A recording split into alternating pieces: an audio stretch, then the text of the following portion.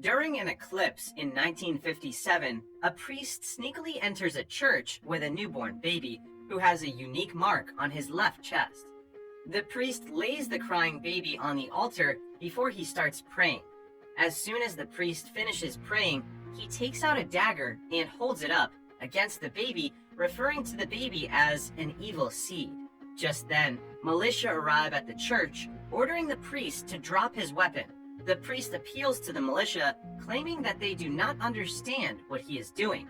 The soldiers are left with no choice but to shoot the priest and rescue the baby afterwards. 30 years later, after the incident, an undercover priest and exorcist who identifies himself as Father Merrick onboards a bus on an eerie-looking highway. He takes out a map and smokes a cigarette before arriving at a church. Merrick is welcomed by a monk named Prior Andrzej as he expresses his gratitude to Merrick for willingly joining them. Merrick looks around inside the church where he sees a number of priests. The prior explains to Merrick that the church is in fact a sanatorium, a place in which people under the influence of the devil are brought in to be healed. Additionally, the priests inside the sanctorium also refer to themselves as monks within a brotherhood and live together inside the facility. The prior introduces Merrick to Brother Dawood, who is known as the resident jack of all trades in the sanatorium. The three of them meet inside an isolated storage area. Dawood offers Merrick rosary beads, but Merrick respectfully declines and insists that he has brought his own rosary. They orient Merrick with the standard procedures at the sanatorium as Dawood proceeds with inspecting Merrick's suitcase. Dawood confiscates Merrick's cigarettes before the prior leads Merrick to his quarters. There is no electricity or phones around the quarters, but the prior relieves Merrick that he will be comfortable during his stay. After his final reminders, the prior soon leaves and Merrick settles inside his room. When Merrick changes his clothes and reveals his chest, a familiar, unusual scar shows, which infers that he is the same infant from the shooting incident 30 years ago. He opens his suitcase and shows a hidden compartment containing a pistol, a flashlight, and other items that were not allowed inside the premises. Merrick also takes out a piece of paper before closing his suitcase, exposing a small newspaper article about a missing woman. The bell tolls right at the moment, calling all monks to gather in the dining area. The prior leads the prayer before the priests start eating their dinner. Merrick stares at the bowl of food, questioningly for its unusual taste and odor. He glances over the other priests, who seem to be eating just fine, and so he eats the strange-looking food. After dinner, Merrick continues his tour around the sanatorium. He comes across several different chambers containing other individuals who are said to be possessed. Inside one chamber, he stumbles upon a woman and a priest inside. Merrick stares at the woman briefly before he returns to his quarters. He then takes a shower. However, during the interval, Merrick does not notice that the crucifix in his room has subtly rumbled. The next day, the prior organizes an exorcism session in the sanatorium. Merrick enters a room full of lit candles along with the rest of the monks. Inside, he discovers that it was the woman he previously saw inside a chamber. She stares blankly at the ceiling while tied on a bed as the monks gather on the corner. Father Piotr, Prior Andrzej's second in command, and also his vice prior, prepares to record the exorcism from the other side of the room. Before they begin the ritual, Prior Andrzej relieves the woman, telling her that she will be healed through their help. Merrick witnesses how the exorcism is performed as the prior sprinkles the woman with holy water. The holy water makes the woman wince as the prior proceeds with the holy prayer. He continues the prayer in Latin, and the other monks follow his lead while the woman slowly moves around the bed. As the prayer intensifies, the woman wildly gets up from the bed and snarls against the prior. The bed shakes fiercely as she continues to wail, shuddering frantically. The prior holds a crucifix against the woman, but she screeches and the crucifix catches fire. After the exorcism, Merrick comes back to his quarters to wash his face. He stares in the mirror for a moment before it shatters in his touch, making him freeze in surprise. Shortly after, the door to his wardrobe mysteriously opens with a low, guttural growl. Merrick leaves his quarters and walks across the hallway of the facility. He discovers a mysterious door on the corner of the hallway and approaches it. Just when he is about to enter the mysterious room, Dawood appears before him. Dawood tells Merrick that he can't enter the room unless the prior invites him, so Merrick obediently leaves the door. During dinner time, the monks continue to eat the strange-tasting food, but Merrick is unable to digest it. He throws up as soon as he returns to his room. Merrick feels an immediate ache coming from his jaw, making him pull out his tooth. When he looks at his tooth, it cracks open, revealing a buzzing fly. He frantically pants and checks his mouth in front of the cracked mirror. Later that night, Merrick comes back in front of the mysterious room. He pulls out a small pointed metal from the cross of his rosary and picks on the lock. The lock clicks open and he enters the room, which is revealed to be the prior's office. Merrick quietly looks into the shelves until he stumbles upon a small hole in the painting. He touches the painting, and not long after, the wall clatters, displaying a hidden room behind the painting. Merrick finds a small storage containing a number of cassette tapes and a television. He plays a tape showing the recorded video of a woman who was previously exorcised. He later leaves the prior's office and comes back to the room where the exorcism took place. Merrick lingers around the room, where he finds a mechanism that controls the bed and a machine produces the wind inside. He also touches the crucifix that was used and discovers a lighter behind it that initiated its fire. Merrick comes to a realization that the exorcism he had witnessed earlier was staged. He returns to his quarters in confusion and picks up the crucifix on his wall, keeping it concealed inside a cabinet. The prior gathers the monks for another prayer meeting the following day. He calls Merrick in front of the platform to lead their penitential act. Merrick hesitantly steps in front and leads the prayer.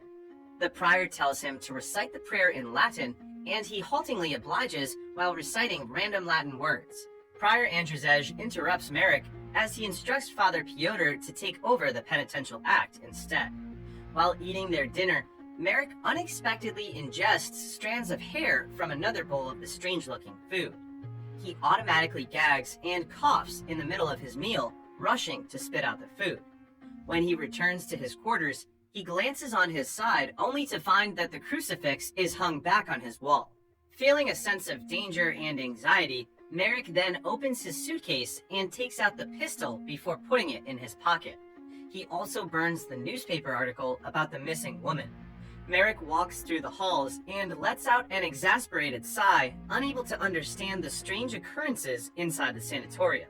He forcefully pulls the chain gates to express his frustration before he catches sight of a few monks digging a grave with a casket outside the sanatorium. Merrick returns to the individual chambers to check on the possessed woman he saw earlier, but only finds the room to be empty. Father Piotr, the vice prior, appears behind Merrick and watches him in the chamber. He requests for his presence in the church while waiting for him in a confessional. They enter the confessional where the two talk in secret. Piotr warns Merrick that the other priests are watching his every step and that it would be dangerous for him to continue on exploring the sanatorium. Merrick reveals to him that he is not a priest nor an exorcist, but an officer of the citizens' militia who went undercover to investigate the missing woman in their area. It was through an anonymous tip that Merrick is sent in disguise to the sanatorium after learning that the missing woman were sent to the place. He further explains that the militia cannot run a normal investigation in the sanatorium because of the shooting incident with a priest 30 years ago. In response, Piotr reveals to Merrick that the possessions and exorcisms are indeed staged in order to get attention and budget from the Vatican. Piotr leaves Merrick with a last warning before leaving the confessional. Later, Merrick comes back to his room and looks around for any surveillance. He pushes aside a closet and finds a hole with dark liquid spilling out. Merrick touches the liquid and slowly puts his hand into the hole, discovering a peculiar device made with an eyeball and a small bone. Just then, he gags and ends up spitting dark liquid on his floor. He glances at the floor when a buzzing sound intensifies as more flies emerge from the dark liquid he vomited. Merrick watches the door for a moment until he turns back and finds a hallucination of his face being soaked by the unknown dark liquid. As the night deepens, he sneaks off to locate the exorcised woman. He goes out to the graveyard and digs through the grave earlier. However, Merrick discovers that the casket was empty. Just then, Father Dawood emerges behind him and covers his head with a cloth. When Merrick wakes up in his room, he realizes that he is tied to his bed. All his belongings, including his pistol, have been discovered by the monks. Dawood watches him while he struggles against the ropes before the prior enters the room with 4 portions of meat. The prior expresses his disappointment to Merrick for their failed collaboration before they proceed to force feed him with 4 portions of meat. Merrick gags and ends up losing consciousness during his meal. He wakes up later that night and notices that Dawood has dozed off. In an instant, he untangles himself from the ropes and takes the chance to escape. Dawood shortly wakes up and catches him in the act, leading the two to engage in a wrestle. After much struggle, Merrick throws Dawood to the ground and shoots him dead. Before leaving his quarters, Marek notices the bowls that were used earlier for his meat. He sets off in the kitchen to learn more about the strange-tasting food being fed to them. Inside, he discovers a freezer which contains the disfigured bodies of the women he was looking for. Merrick soon figures out that he and the monks have been consuming the organs of the women all this time. He bumps against Pyotr in the kitchen, who has come looking for him, and they both stare in shock at the sight. Merrick becomes even more determined to escape the sanatorium, but Pyotr calls him over to an ancient library. Pyotr brings out an ancient book and reveals a ritual about the Chosen One. He states that the Chosen One was born during an eclipse and had to be immediately killed using a dagger. If he isn't slain after birth, then the Chosen One will devour 7 sinners and drink the blood of an innocent. As soon as the ritual is complete, the Chosen One will become a demon and will bring upon the end of the world. Pyotr speculates that Merrick is the Chosen One and that the prior and the rest of the monks are completing the ritual. It is revealed that Prior Andrzej and the monks are priests that worship Satan and are working on summoning the devil. While Merrick scans through the pages, he finds an image of the same appearance as the scar on his left chest. Despite that, he denies the tale out of disbelief, and the two of them devise a plan to escape in the sanatorium. Pyotr offers a plan and mentions a hidden passage that leads outside the monastery, inviting Merrick to escape with him. In an attempt to gain his trust, Pyotr also shows Merrick the scars he had acquired after supposedly trying to escape from the sanatorium. In the end, Merrick trusts Prior and lets him lead the way. He introduces Merrick to a small tunnel, and the two of them crawl deep into a cave. Suddenly, they hear a noise from behind, and soon later, Merrick is cornered by 2 monks, who immobilize him in the process. He turns his head toward Pyotr, realizing that it was all a bait, before the monks knock him unconscious. Merrick wakes up at the sight of the church monks surrounding him. He is again bound and tied to a wooden pillar, while the prior and the church monks gather in their red cloaks. Prior Andrzej reveals to Merrick that he had intentionally brought him to the sanatorium, and the few anonymous tips Merrick got actually came from him. The prior apologizes to Merrick for the deception, but he also clears out that everything they had done came with good intentions. Prior Andrzej and their brotherhood of church monks believe that God and the devil sit side by side with an understanding. He further explains to Merrick that it is not the devil, but the humans who are evil, and that in turn, they have deserved punishment for a long time. The church monks also believe that a gateway to hell exists in the nearby well, leading them to build the sanatorium in the said location. The entire brotherhood has waited for 800 years before Merrick, the Chosen One, came to existence. When the ritual is complete, the devil will emerge from the well and enter Merrick's body. Soon after, the church monks proceed to complete the ritual by acquiring the last requirement, which is the blood of an innocent. They bring over the woman who was previously exorcised, making her kneel before Merrick. Merrick stares down at the woman he has long been looking for, trying to stop the priest from killing her. The priest mercilessly slashes the throat of the woman and collects the gushing blood out of her. Then, they all sip the woman's blood from a bowl before disposing of her. Ultimately, the prior reaches the bowl onto Merrick's mouth and forces him to do the same while he whimpers. The prior leads another prayer as the church monks recite a chant to call upon the devil. But after reciting their chants and completing the ritual, nothing happens. Merrick cackles weakly while Prior Andrzej checks back to Pyotr whether they have missed a step on the ritual. Pyotr reviews the ancient book, but fails to find any more instructions left to do. The two continue to speculate and recall how they did the ritual. When they come to a realization that the ritual has failed, Pyotr becomes upset and subtly blames the prior. As a response to the rest of the church monks, Pyotr admits there was a mistake on their part. He orders them to go back to their quarters and meet the next day like nothing happened. The members grow concerned with Marek, thinking that the militia will come looking for him soon. Pyotr faces Marek and apologizes to him before he stabs him with a dagger. He stares at Marek until he loses consciousness before the church monks untie him. They then drag Marek towards the well and throw him inside. Later on, the prior drinks out his dissatisfaction at the failed ritual while smoking a cigarette.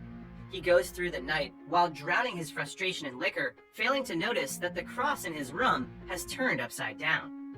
After some time, Pyotr enters his room and finds him wasted. It looks as if he is helping the prior to settle on his bed. However, Pyotr grabs on a pillow and pushes it against the prior's face, suffocating him. The prior chokes and lets out continuous muffled struggles, but Pyotr holds the pillow firmly, killing him. By the following day, the church monks burn the disfigured bodies of the women when suddenly Pyotr calls them to gather in prior's room. He shows the church monks the dead body of the prior while pretending to mourn his passing. The responsibilities of the prior are now given to Pyotr. Meanwhile, Marek turns out alive as he awakens at the bottom of the well. He slowly gets up and looks around the well surrounded with bones before his body starts to shake violently. Inside the sanatorium, Pyotr and the church monks recite a prayer for the soul of Prior Andrzej. In the midst of the prayer service, Pyotr shudders as he loses control of his senses. All of a sudden, he drops the ancient book as he is unable to talk any longer or move at his own will. The church monks stare at Pyotr in confusion while he continuously gags. He slowly rises into the air with his arms forced to be spread horizontally, mimicking the pose of the crucifix. Just then, Pyotr screams in agony while his body dissipates into a massive group of buzzing flies. While the flies buzz, a demon known as the sabbatical goat emerges from behind the altar. It is later revealed that the entire ritual was not a failed attempt because they have successfully summoned the demon, and the demon was able to enter the sanatorium. The faceless demon goat looks at the church monks and shrieks loudly, shocking them. They attempt to run out of the sanatorium, but the demon stuns them in place. The church monks all freeze there, while the statue of Jesus on the altar slowly turns toward the demon. It looks back at the statue of Jesus and imitates the pose of the crucifix. At the same time, the church monks levitate on their spots and are forced to stand upside down, following an inverted cross.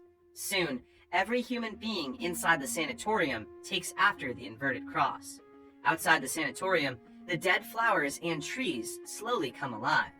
This implies that the dead would be brought back to life while the living would immediately come to die. In the end, the demon continues to empower its presence inside the sanatorium. Within a few minutes, the ceiling of the sanatorium breaks in half.